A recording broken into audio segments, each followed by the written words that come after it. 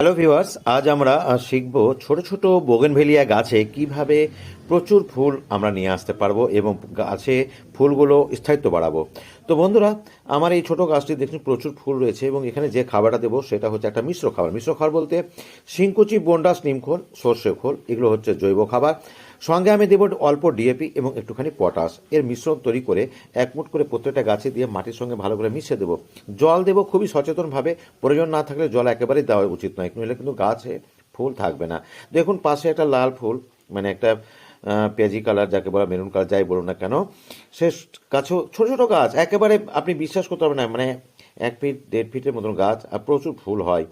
আর ওই একই খাবার আমি কিন্তু দিয়ে রাখি, আর জলটা অত্যন্ত সচেতনভাবে দিতে হবে। আর এই গাছগুলোকে সামান্য প্রুনিং সারা বছরই করা যায়, তাহলে গাছটা ছোটোবেলা থেকে ঝাঁকালো হবে, দেখতে দারুণ লাগবে। তো বন্ধুরা, টিপসগুলো পছন্দ হলে অবশ্যই ফলো করবেন এবং ইউটিউব থেকে দেখলে সাবস্ক্রাইব করবেন।